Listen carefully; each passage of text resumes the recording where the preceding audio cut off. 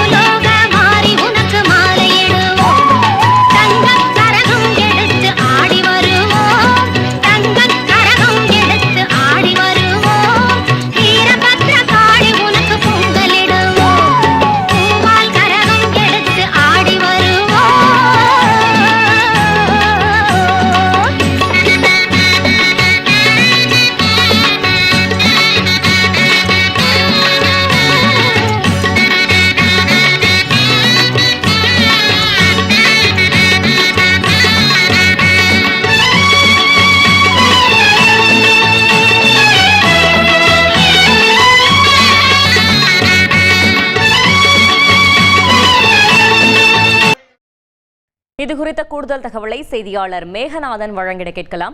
மேகநாதன், வணக்கம். குண்டம் திருவிழாவை முன்னிட்டு என்னென்ன சிறப்பு ஏற்பாடுகள் செய்யப்பட்டிருக்கிறது? பாதுகாப்புகள் எல்லாம் எப்படி இருக்கிறது? கள தகவல்களை சொல்லுங்க.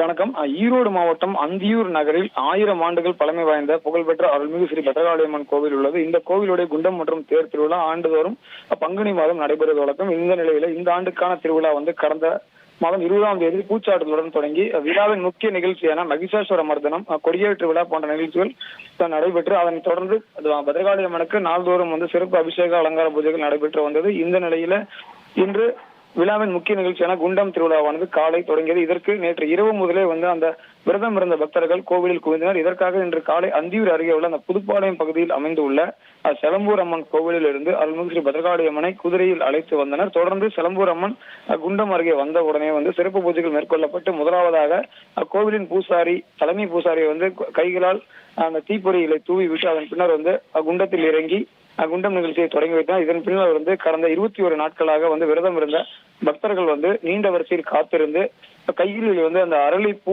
குச்சிகளை கைகளில் ஏந்தியவாறு ஓம் சக்தி பராசக்தி என்ற கோஷங்களுடன் ஆண் பெண் பக்தர்கள் தங்களுடைய குழந்தைகளை தோளில் சுமந்தவாறும் தங்கள் தனித்தனியாகவும் நீண்ட வரிசையில் காத்திருந்து குண்டம் இறங்கி சிறப்பு அலங்காரத்தில் காட்சி அளித்து அருள்மிகு ஸ்ரீ பத்ரகாளியம்மனை தரிசனம் செய்தனர்.